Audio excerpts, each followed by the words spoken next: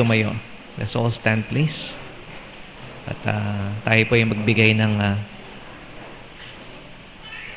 panalangin at pagpapahalaga sa ating Panginoon Diyos. Let's have a few moments of silent prayer and soul searching. At nawa maintindihan natin sa araw na ito kung ano ba o sino ba talaga ang Panginoon sa ating buhay. So let's bow our heads and let's have a personal time of silent prayer. So let's pray.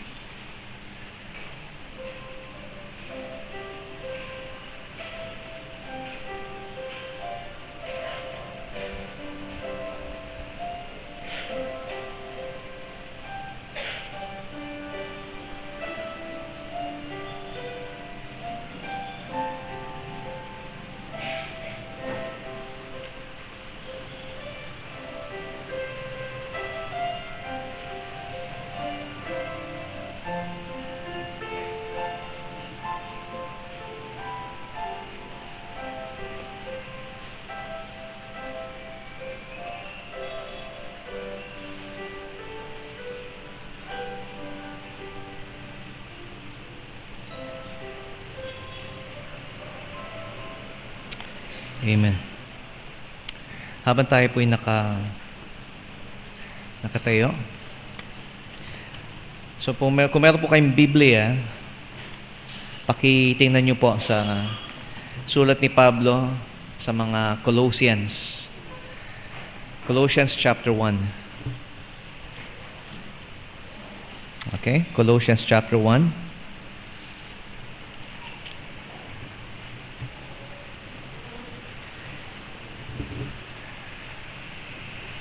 At babasahin po natin ang sabay-sabay. Ito pong Colossians chapter 1 verse 15 hanggang verse 19. Okay? So ito pong section na ito, of Colossians chapter 1 verse 15 hanggang 19.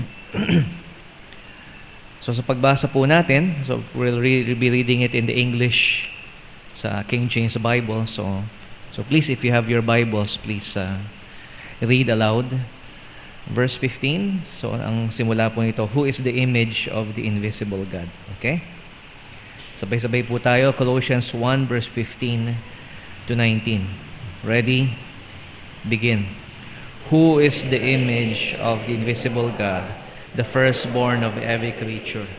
For by Him were all things created, that are in heaven and that are in earth, visible and invisible, whether they be thrones, dominions, or principalities, or powers.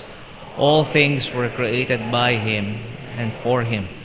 And He is before all things, and by Him all things consist.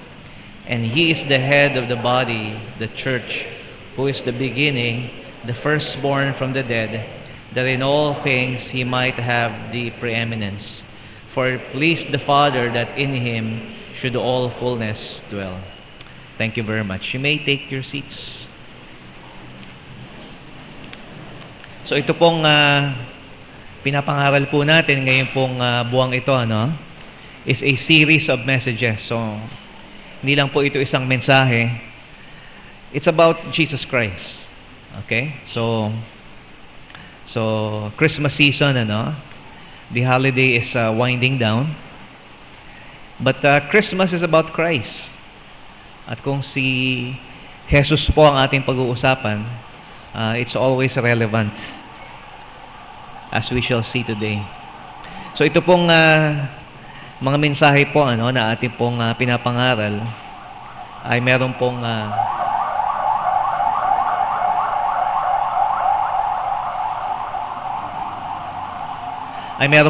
pamagat na Christ is like no other. Christ like no other. So wala pong katulad. Wala hong kapareho. Hindi ho natin maikukumpara ang ating Panginoong Hesukristo. And the first week na nagsimula po tayo, we talked about Christ is like no other because there is no other God. So siya po ay Diyos. Okay? So wag po tayong magkakamali doon. Napaka-importante po niyan. Pangalawa po, siya po ay hari. Christ is King. And not just any earthly king, but the King of kings and Lord of lords. We also said that He is our priest. And there is no other priest. Siya po ang ating pare o tagapamagitan sa Diyos at sa tao. Noong nakaraang linggo po, ay tinalakay po natin about Jesus Christ, our Savior. And that's what He is para po sa atin na mga makasalanan. Siya po ay ang ating tanging nag-iisang tagapagligtas. So this morning, we will look at many verses. Dahil ito pong ating pinag-aaralan po is doctrinal. So ano ba ang aral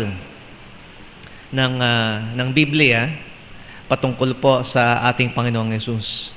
And from these verses, we will draw some conclusions. Some are spiritual lessons.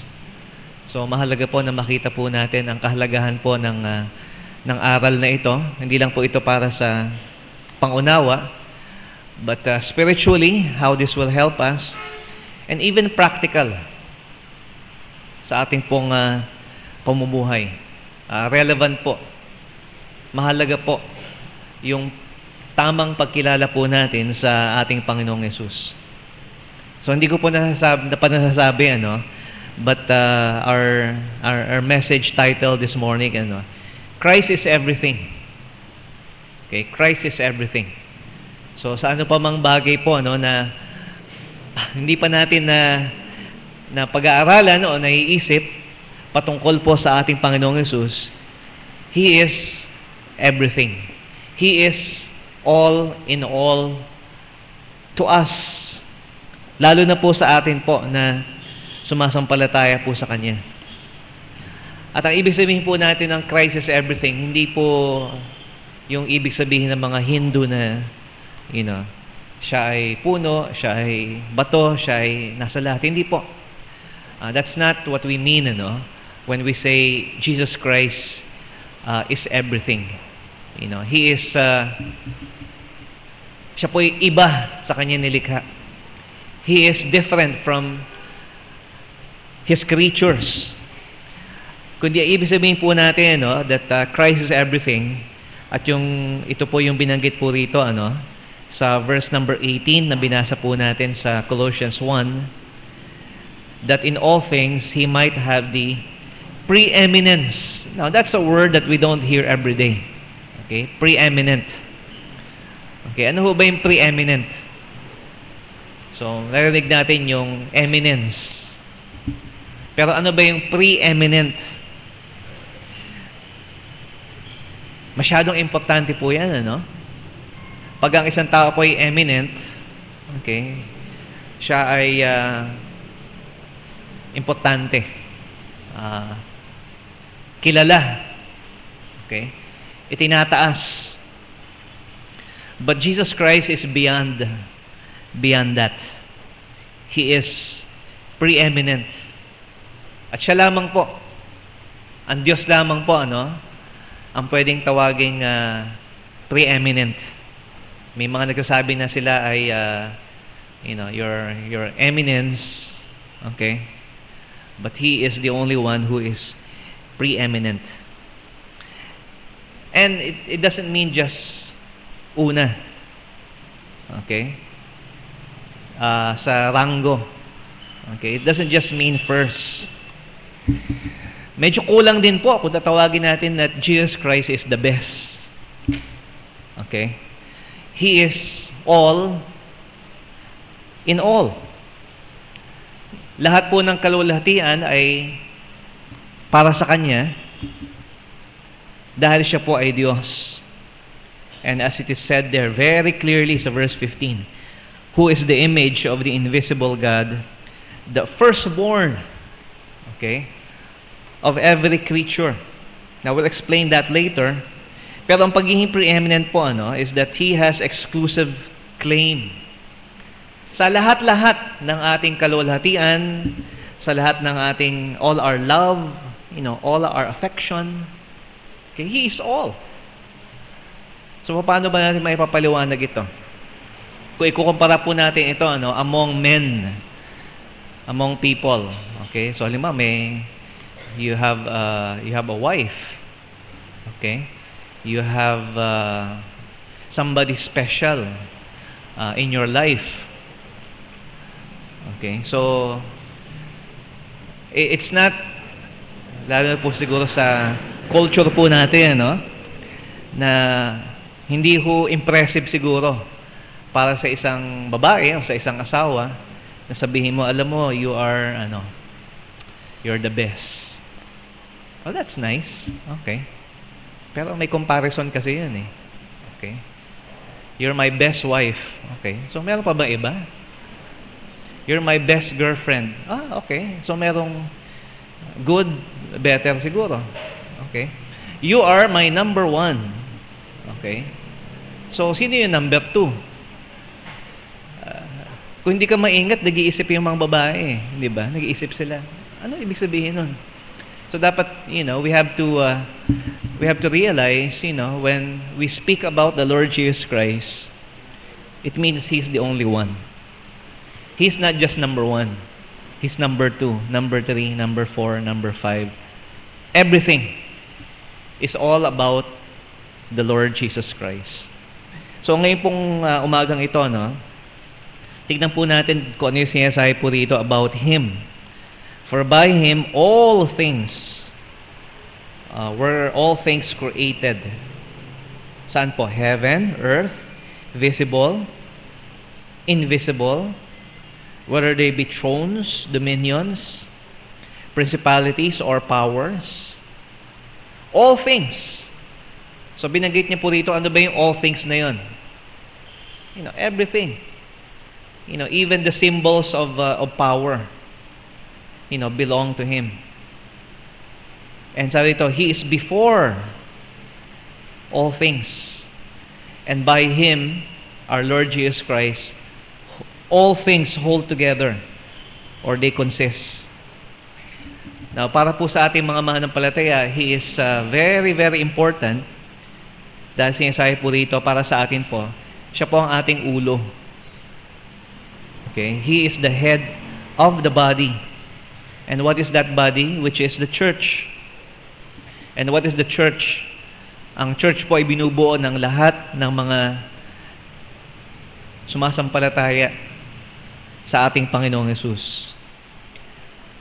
Who is the beginning, the firstborn from the dead, that in all things He might have preeminence.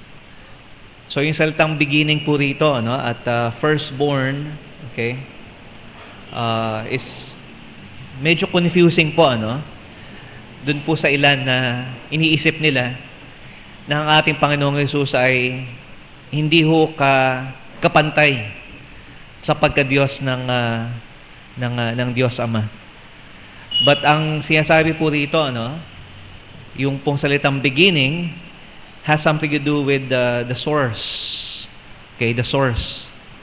Siya po ang pinagmulan o pinanggalingan ng lahat ng mga bagay.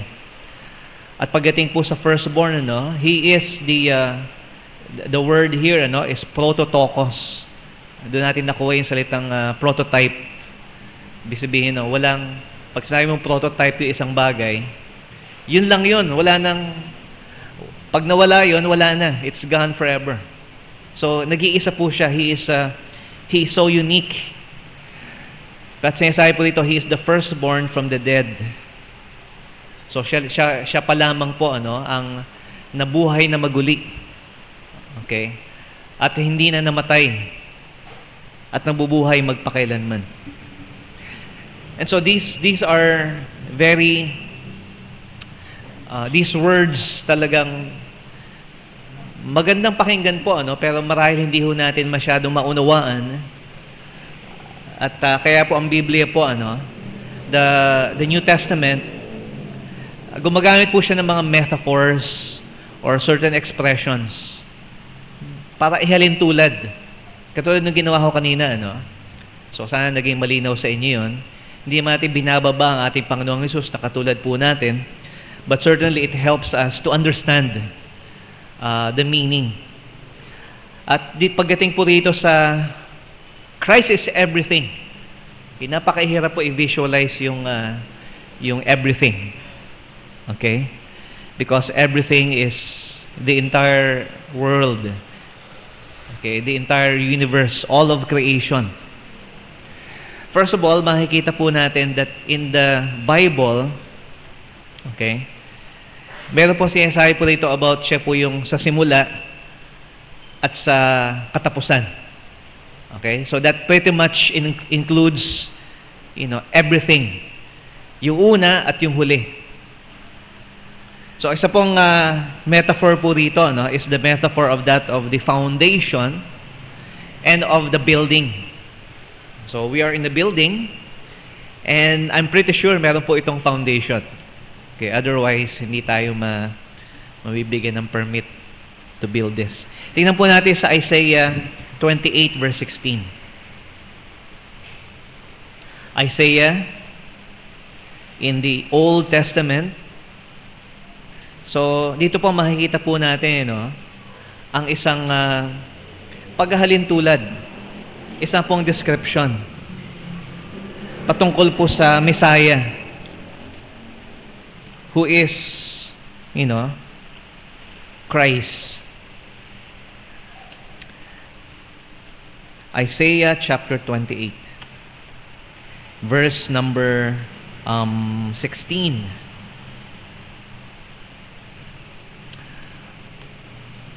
Okay, sabi po rito, Therefore, thus saith the Lord God, Behold, I lay in Zion for a foundation a stone, a tried stone, a precious cornerstone, a sure foundation.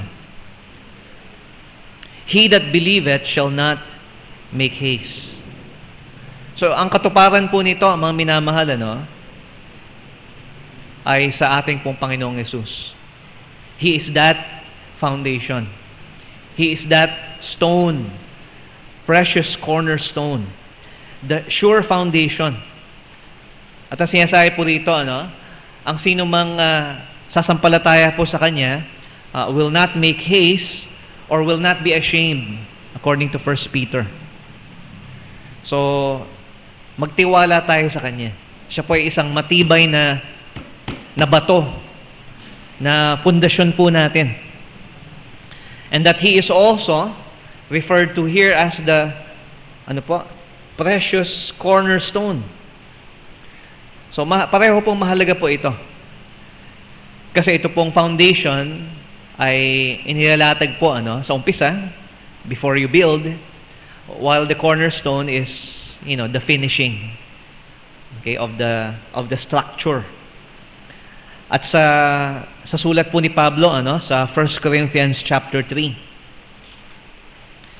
verse 11. This is a verse that we use for the church and for the school, na ang pundasyon po ng ating gawain is Christ.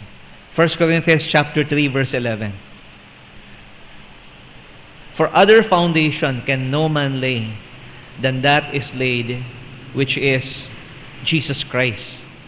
So malinaw po mga minamahal, he's talking about here, of course, not just a building, but our life, yung buhay po natin.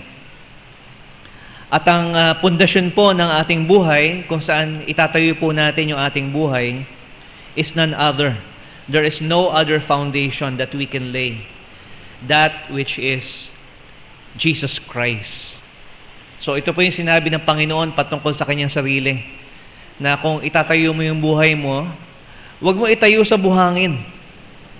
Okay? Huwag mo itayo dun sa, paano pag dumating yung bagyo? Paano pag dumating yung, super typhoon, yung storm surge? Huwag ka magtayo ng bahay mo doon. Doon ka magtayo sa isang mataas at matibay na bato na hindi ka haabutin ng baha. And if you don't, you are a foolish man who built his house, on the sand. And that foundation, is the words of Jesus Christ, or Jesus Christ Himself.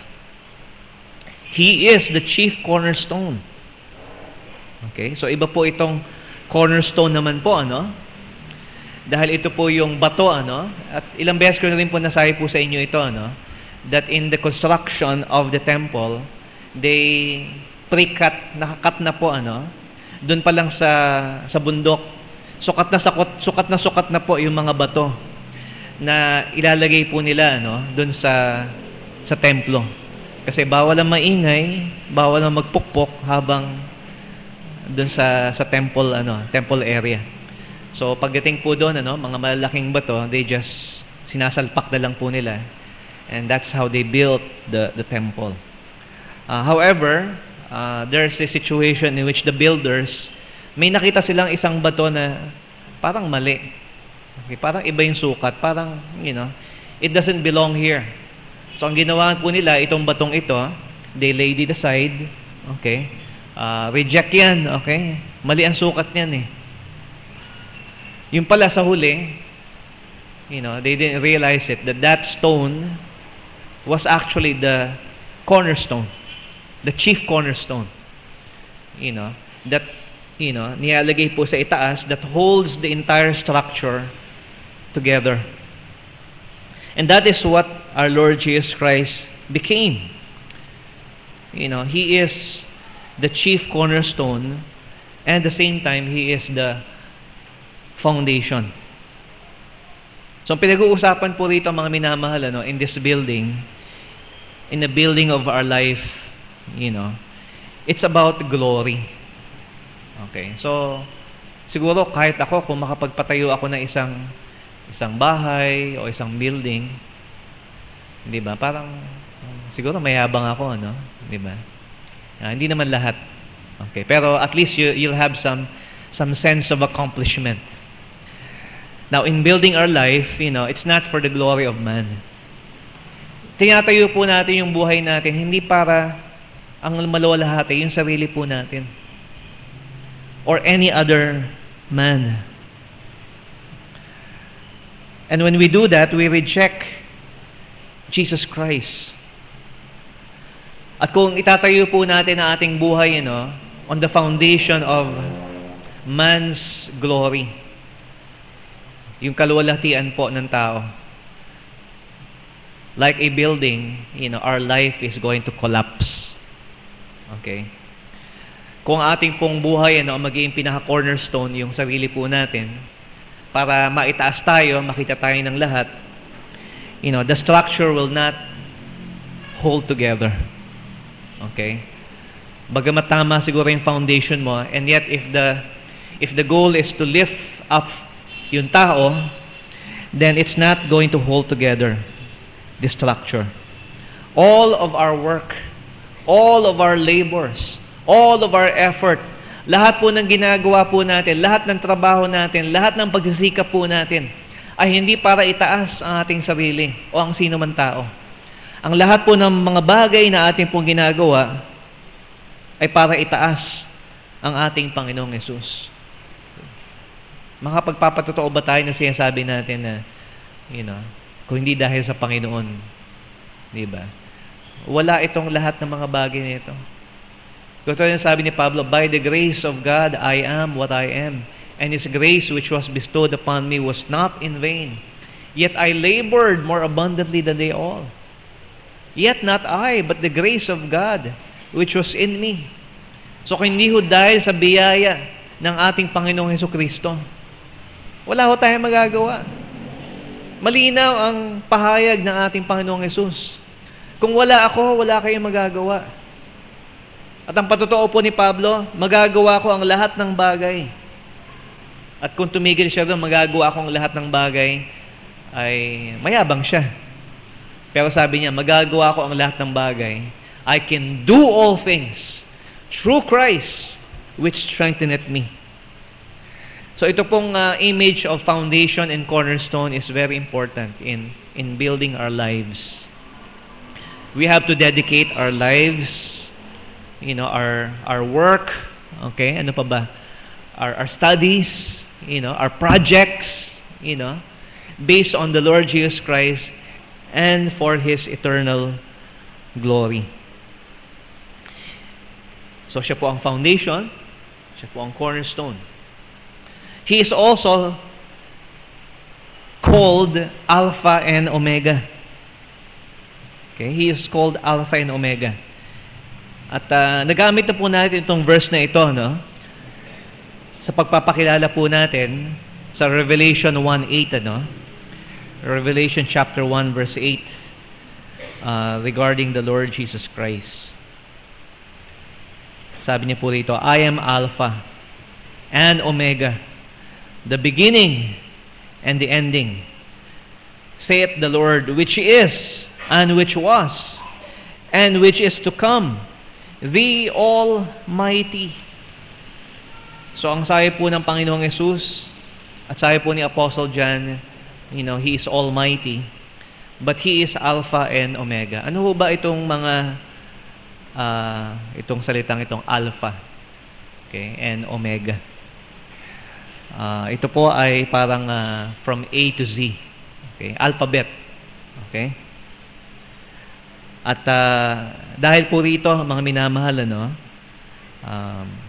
sabi sa verse 11, also it says here, I am Alpha and Omega, the first and the last. Ako ang una at huli. So hindi lamang po binanggit po rito na siya po ay makapangyarihan, but that He is also eternal. His existence spans beyond human history. Bago pa man magsimula ang lahat ng bagay, andyan na po siya. He is the beginning and the ending. So we'll tie that up with the rest later. So siya po ang foundation, siya po ang cornerstone, He is Alpha and Omega. And let me mention also this image and expression sa Hebrews 12 verse 2, that He is called the author, and finisher of our faith. Okay? One of my favorite expressions or metaphor is this about the race. Looking unto Jesus, the author and finisher of our faith.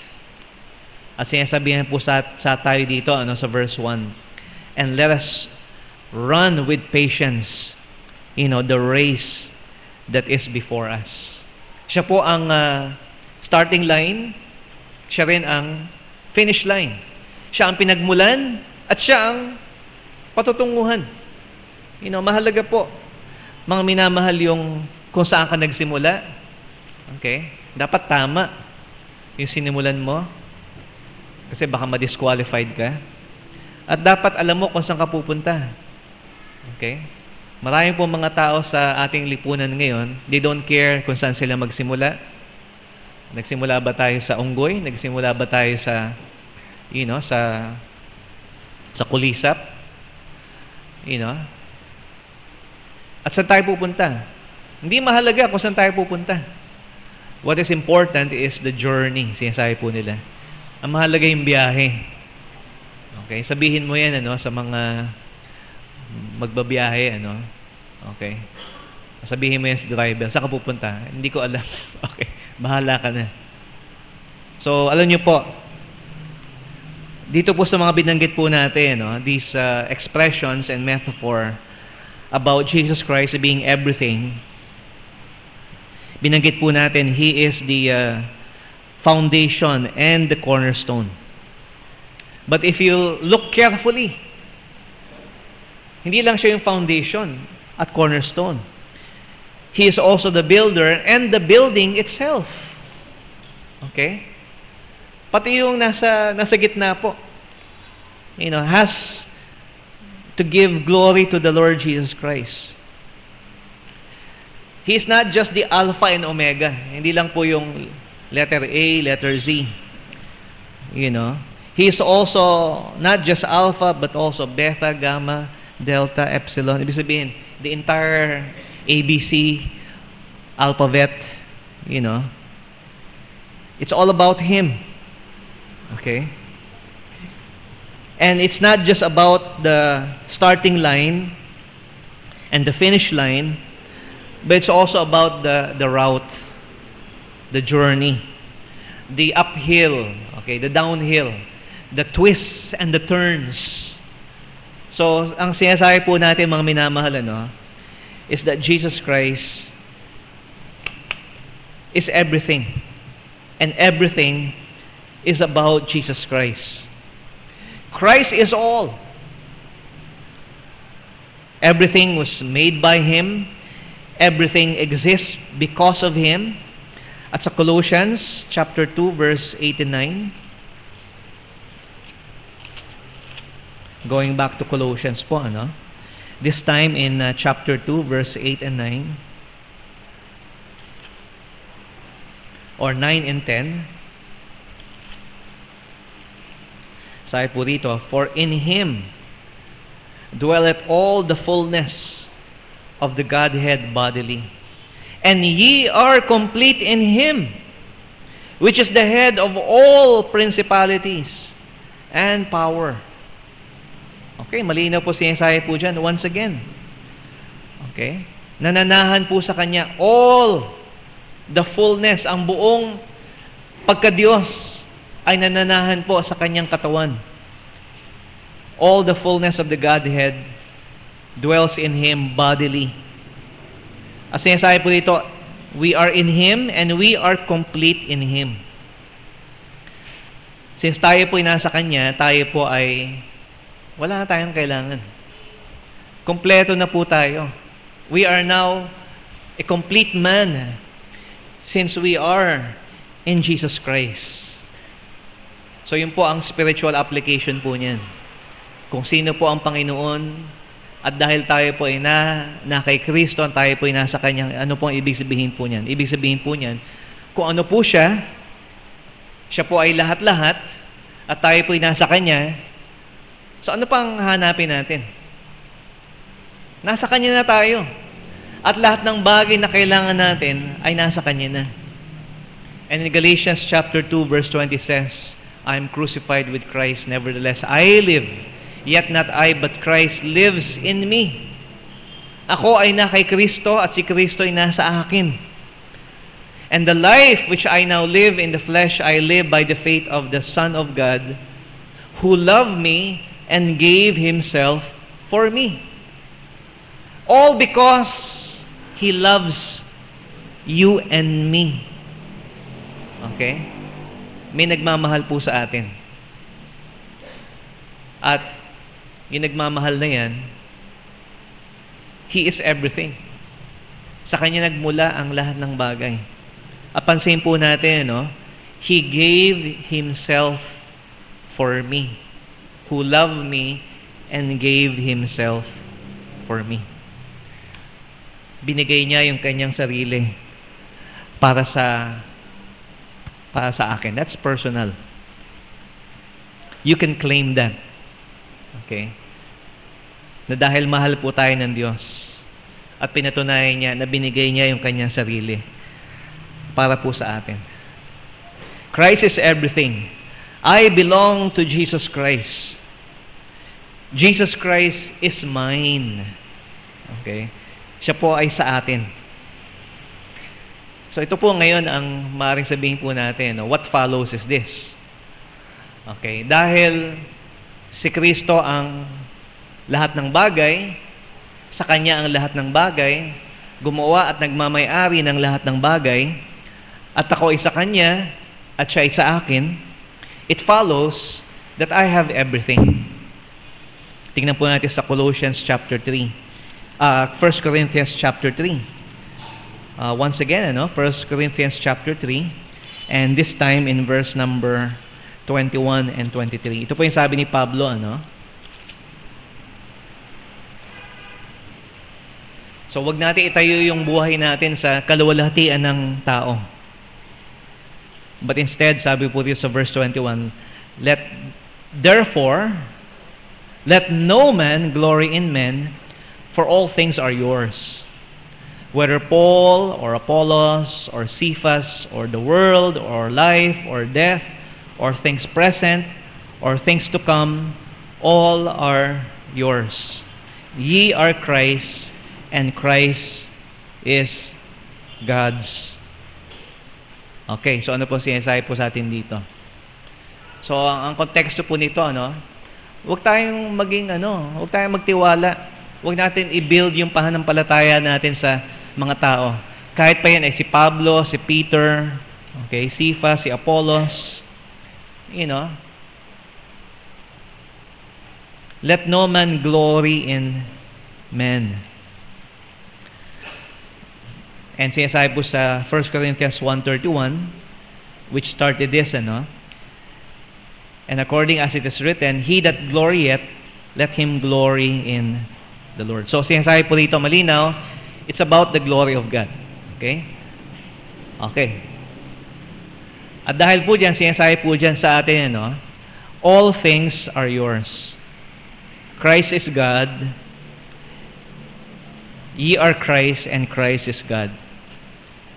At kung babalikan natin yung binasa natin kanina sa Colossians chapter 2, you are complete in Him. So it does follow, okay, even scripturally, na kung isipin po natin, na sinasabi po dito na dahil tayo ay na kay Kristo at si Kristo po ang lahat ng bagay, so lahat ng bagay nasa iyo na. You have everything. You are complete. You don't need everything, anything. Pag na kay Kristo ka na. Now, this is our problem. Okay? Yung experience po natin ngayon tells us otherwise. Paano ko masasabing, I have everything and complete in Him? Wala nga ako pamasahe. Wala ako pambahid ng kuryente. Di ba? Hindi ko alam kung saan kami kukuha ng, ng aming pangangailangan. So, para sa isang mananampalataya na sinasabi niya, di ba? Everything belongs to Jesus Christ, and I am in Jesus Christ, and Jesus Christ loved me and gave Himself for me. So, therefore, I am complete.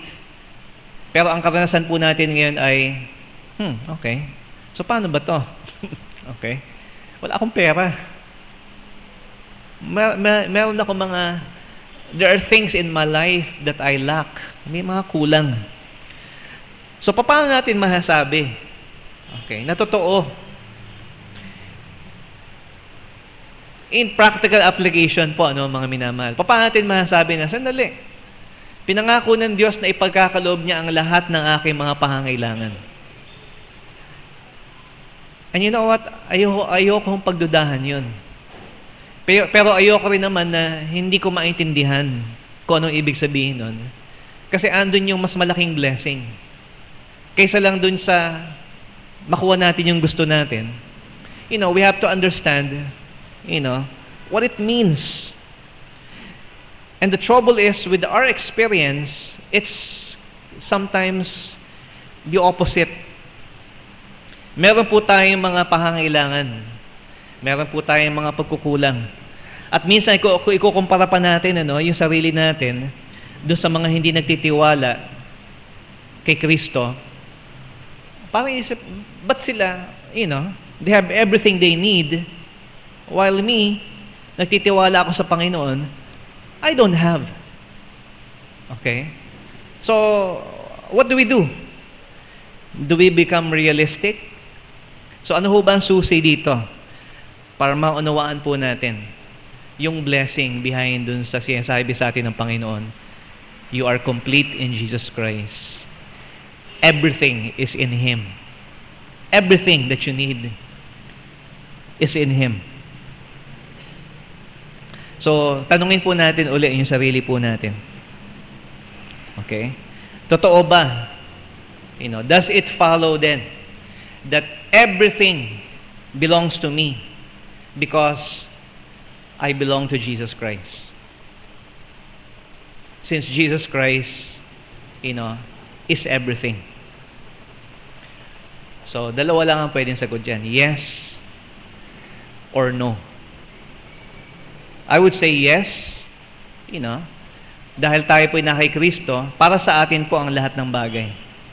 Everything is for us. And I would say no, because there is one thing that God will not give us. There is one thing that God will not share with you. And what is that? Nasabi ko na po yan. God will not share His glory with you. That's the only thing, okay, that we cannot have, because all the glory belongs to Him. That's why salvation is free. Okay.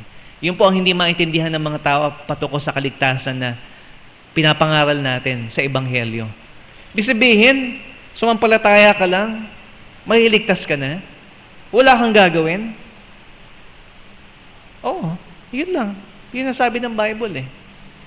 At ang dahilan siya sabi ng Bible, kaya tayo po ay maliligtas, hindi sa pamamagitan ng gawa, according to Ephesians 2:8 and 9, so that no man can boast. Para walang sino man sa atin ang magmalaki, ang magmapuri, ang maging mayabang sa harapan ng Panginoon Diyos. Because we do not deserve any credit at all for everything that we have. Kung ano man po ang meron po tayo, mga minamahal, ito po ay tinatamasa po natin dahil sa biyaya ng Diyos, at ang biyaya po ng Diyos na nagligtas po sa atin glorifies God. And that is one thing that we cannot share with God. Pero andun pa rin po yung tanong, sige, so hindi ko pa rin kinukuha yung kaluwalhatian ng Diyos. Sa Kanya lahat yan.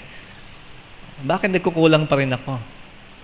Why do I still have this, necessities in my life? Why do I lack?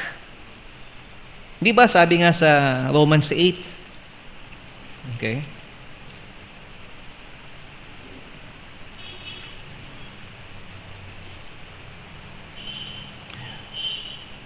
Sabi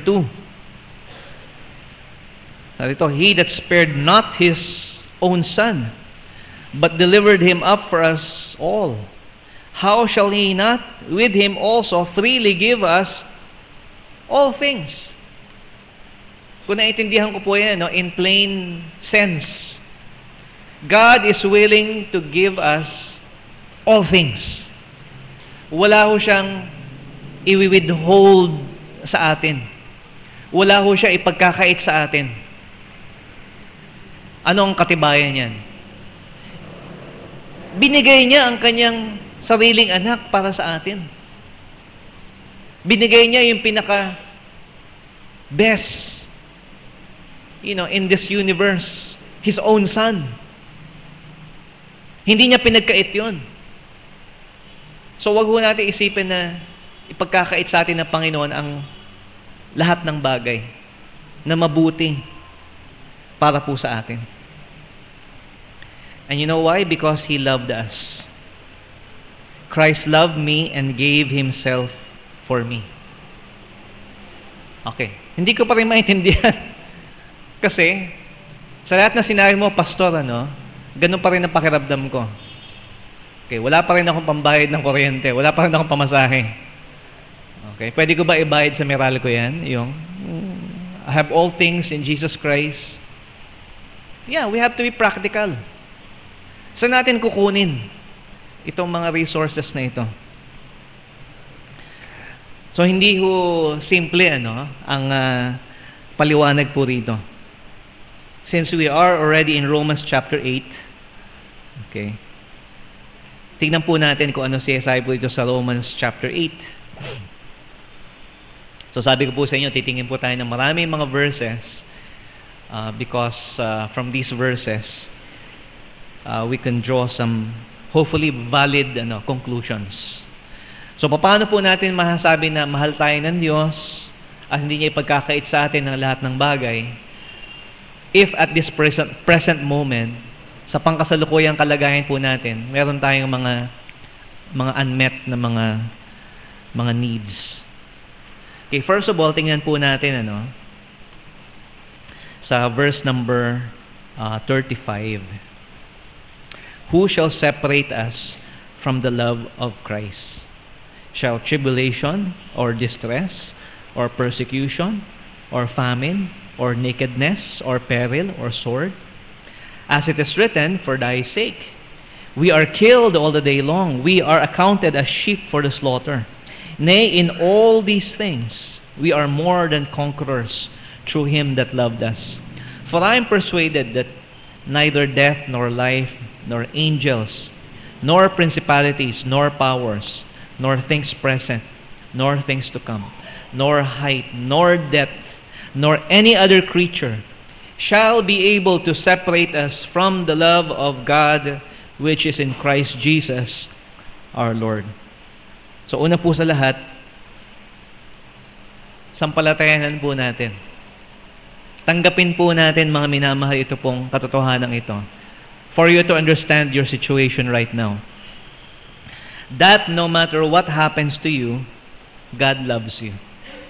Yeah, nobody, nothing, not anybody, nor death, nor life, nor any other creature shall be able to separate us from the love of God which is in Christ Jesus. Okay? Kasi pag nagsimula po tayo mag-isip na, ba't kaya ganito? Siguro hindi ako mahal ng Diyos. Kasi hindi ko na kakamtan yung mga kabutihan na iniisip kong naharapat para sa akin. Pero ano po sabi po ni Pablo about the security of the believer? Okay, and I'm not just saying here the security that you're going to heaven. It is being secured, sure of God's love for us. Wala akong makapaghihiwalay sa atin sa pag-iibig ni Kristo. Walang makapaghihiwalay sa atin sa pag-ibig ng Diyos which is in Christ Jesus our Lord. Yeah, so pag naisip po natin yung mga minamahal na kahit anong mangyari sa atin, mahal na mahal tayo ng Diyos. Then ano ho ang magiging response natin sa ganong klaseng pag-ibig? Well, you respond by loving God. Siyempre, mamahalin mo rin siya. We love Him because He first loved us. Okay? Yeah. Sa kahirapan, sa karamdaman, mahal tayo ng Diyos. Hindi lang pag may pera tayo. Oh, dahil kong pera ngayon. Talagang mahal na mahal ako ng Diyos. No. Kahit wala kang pera, mahal ka ng Diyos. You know? At mas lalo mo dapat mahalin ng Diyos when you realize that there's nothing that can separate you from the love of God. So, tingnan po natin sa verse 28. Sa Romans chapter 8, verse 28. And we know that all things work together for good to them that love God, to them who are called according to His purpose. So, kung sumasampalataya po tayo, mga minamahal, that God loves us, and in return, we love God. Ano po si SI po rito? To those that love God, they know that all things work together for good. Ibig sabihin, doon mo maiintindihan. Doon mo maiintindihan na ang lahat ng bagay na ginagawa ng Diyos sa buhay mo ay para sa iyong kabutihan. That is, to those that love God. So, ang tanong ko po, mga minamahal, do you love God? Hindi ako mahal ng Diyos eh. Well, hindi ka pa ba convinced? Okay? God has already demonstrated His love towards us. While we were yet sinners, Christ died for us. So kung tatanggapin po natin, mga minamahal, na walang anumang bagay na makapaghihiwalay sa atin sa pag-ibig ng Diyos, maiintindihan natin. You know, we will understand how God works all things for our good. At pansinin niyo po, work together. Okay? Work together. Nagtatrabaho. Hindi lang nagtatrabaho. Nagtatrabaho, sama-sama. Hindi lang yung isang bagay na nangyari, yun na yun. Hindi po. Lahat ng bagay na nangyayari, nagtatrabaho para sa ikabubuti po natin. So in other words, there's a process. Okay, there's a procedure. Okay, there's a step. At yun po ang nature ng trabaho, ng work. Kung wala kang kailangang gawin at nangyari na lang, hindi ho trabaho yun. Kasi wala kang ginawa eh. Pero kung merong step 1, okay, tapos may step 2, tapos may step 3, may proseso. At pag may proseso po, mga minamahal, ibig sabihin nun, may trabaho.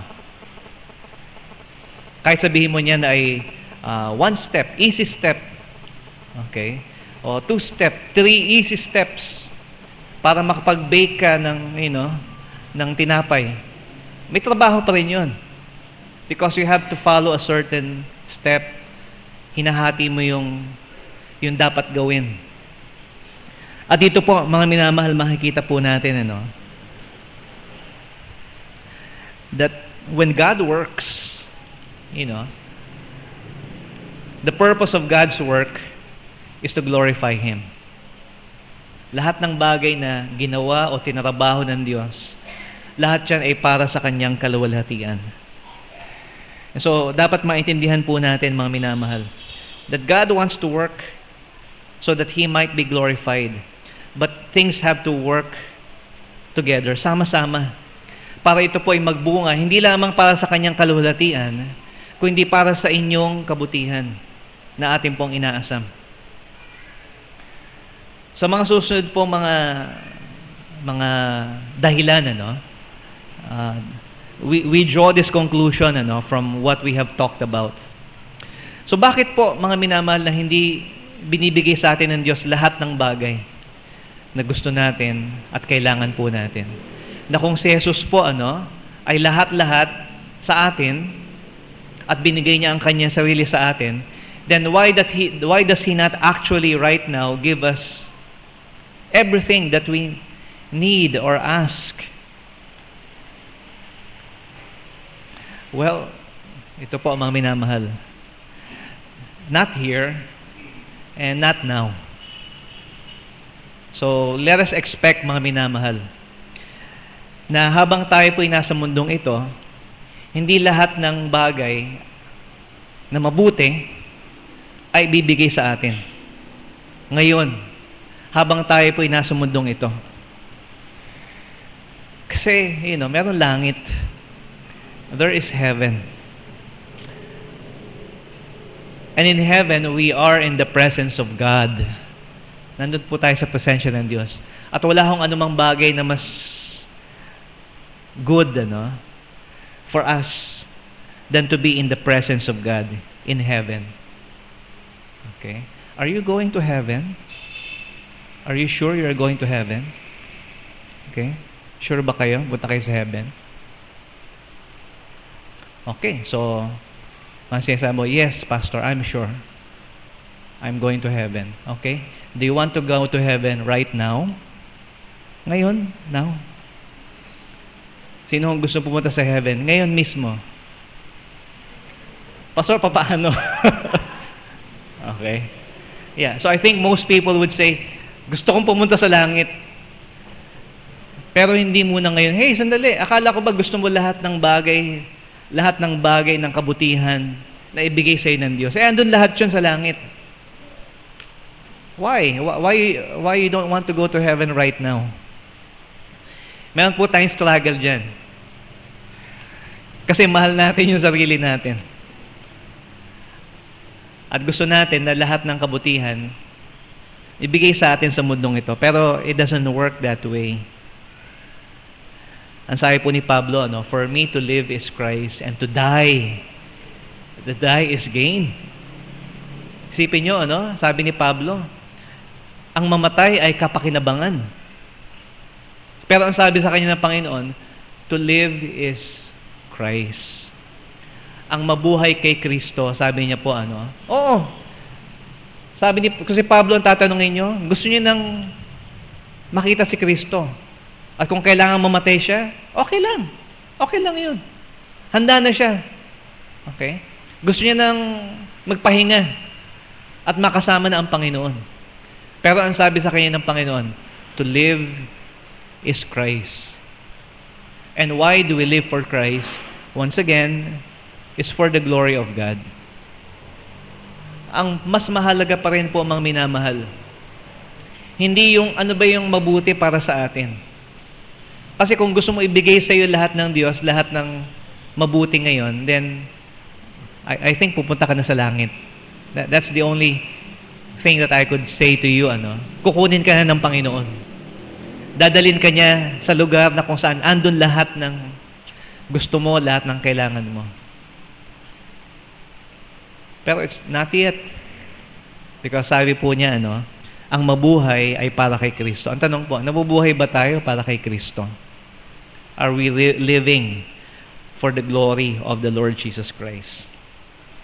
Another conclusion that we draw from this doctrine about the preeminence of Christ, that Christ is all for us. Bakit hindi binibigay ng Diyos ang lahat ng bagay sa atin ngayon? Because God does not want us to be satisfied with what we have here and now. Ang ibig sabihin ko po dyan, mga minamahal, hindi ho gusto ng Diyos na maging kontento tayo, maging panatag tayo kung ano yung meron tayo po ngayon.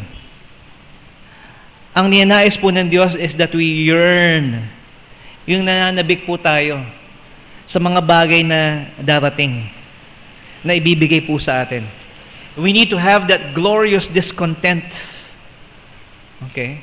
Kasi alam nyo, kung ibibigay sa atin lahat ngayon ng Diyos, lahat ng gusto mo, ba't pa ako pupunta doon? Ba't pa ako pupunta sa langit? I have everything here. Except the presence of God, of course, but I have all the things I need right here. At kung dahil po doon, hindi na po tayo magkakaroon ng yearning, ng pagnanasa, ng appetite. Okay? For the presence of God.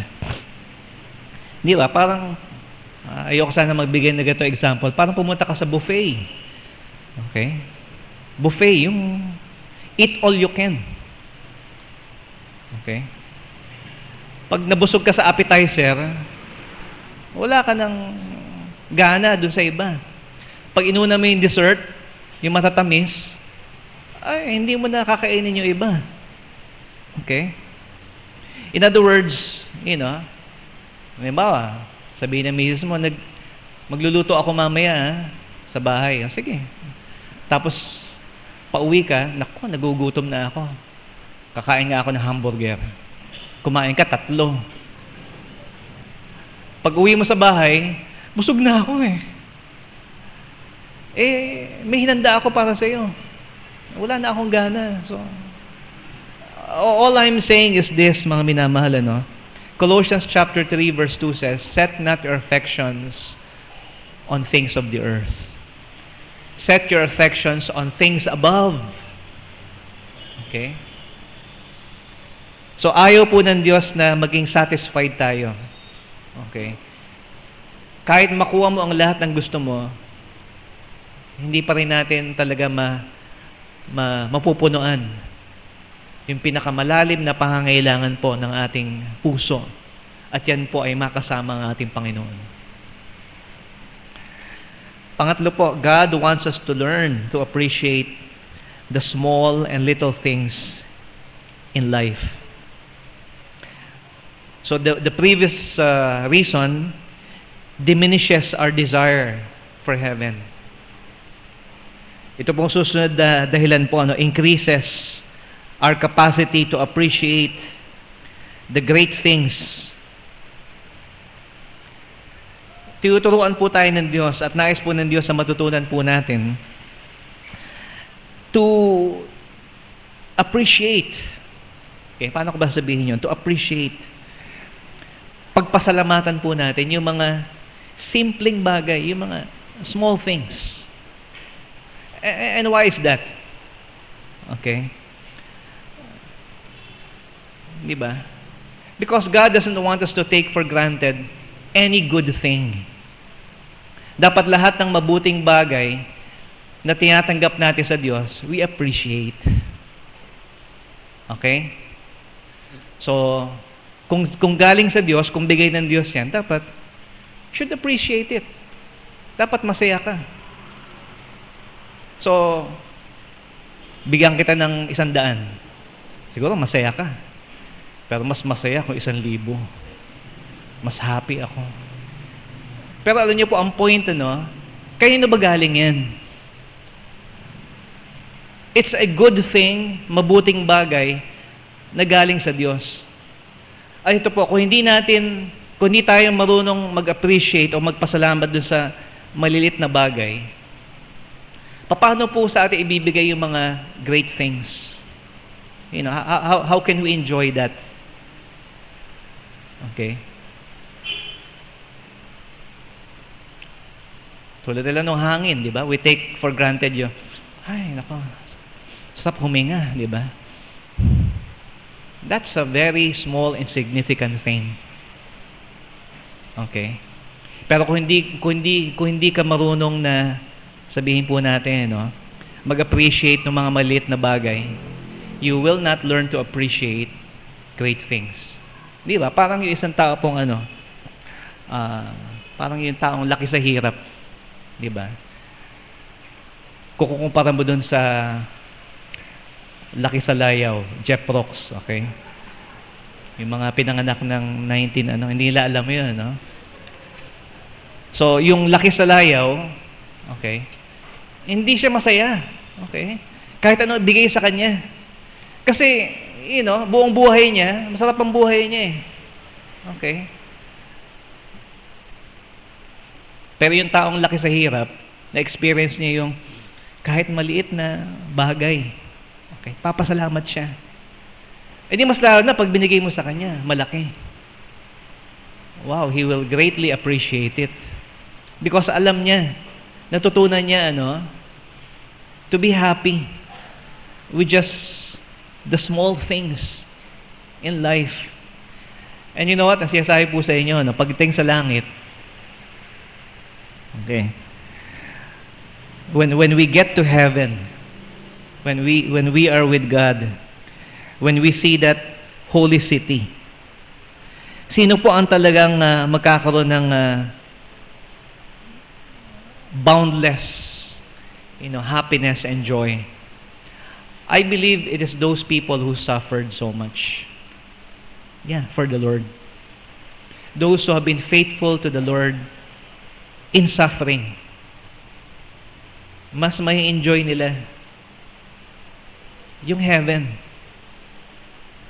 Kasi natutunan nila na maging masaya at maging mapagpasalamat sa kabila ng that they are deprived of certain things in this life. Of course, lahat tayo masaya sa heaven. Don't get me wrong. Pag nasa heaven ka, you're going to be happy. Di ba? Pero ang tanong ko sa inyo, pag umattend tayo ng concert, okay, at yung concert ay maganda yung music, okay, sabihin mo, ay, ang ganda, okay, ang ganda nun, nung ano ba ang tawag nun? Hindi ko alam yun, pero maganda pakinggan. Yung nag-aaral ng music, mas malaki yung enjoyment niya. Kasi naintindihan niya. Okay? Nagsunog siya ng kilay, naintindihan niya, how to appreciate, good music. Diba? Titingnan natin yung isang painting. Ay, ang ganda ng painting, ang ganda ng mga kulay, ganyan. Nag-enjoy tayo kahit wala tayong alam sa art. Pero yung taong nag-aaral ng art, aba, grabe ang kasiyahan niya. Pag nakita niyo yung painting, wow! At alam niyo po, ganoon din po pagdating sa heaven. Lahat tayo masaya, pero, I think some of us will be more appreciative because, we have learned how to deal in this life And so, ang sinasabi po sa inyo, mga minamahal, tanggapin po natin na ang lahat ng mga bagay na ito ay binigay sa atin ng Panginoon. And there's a reason, I gave you some reason why God may withhold certain things in our life. But the good news is this, okay? Ang pinag-uusapan pa rin po natin dito, yung kaluwalhatian ng Diyos. At alam nyo, walang anumang bagay na ipinagkakait po ang Diyos sa mga nagmamahal sa Kanya kung ang bagay na ito ay mas higit na makapagbibigay ng kaluwalhatian sa Diyos. So, ibig sabihin po, mga minamahal, ano ang dapat nating isipin palagi? Hindi yung kasiyahan natin, hindi ang kaluwalhatian natin, kundi ang kaluwalhatian ng ating Panginoong Yesus. Because that is the only reason why He works all things together for our good. It balances with His glory. Jesus Christ is all in all. He is everything. Tanggapin po natin yan. So tayo po'y manalangin. Maraming po salamat sa iyo sa oras na ito na binigay mo sa akin po, Panginoon, na maintindihan po, Panginoon, ang aral mo patungkol sa inyo pong preeminence, that Lord, you are not just the beginning and the ending. You are all in all and everything to us. And thank you, Lord, that you work all things for the good of those that love you. I pray that you would help us love you more sa kabila po, Panginoon, ng mga bagay na nangyayari po sa aming buhay. Maraming po salamat. Dito po kami sa dalangin sa pangalan ni Jesus. Amen. Okay, so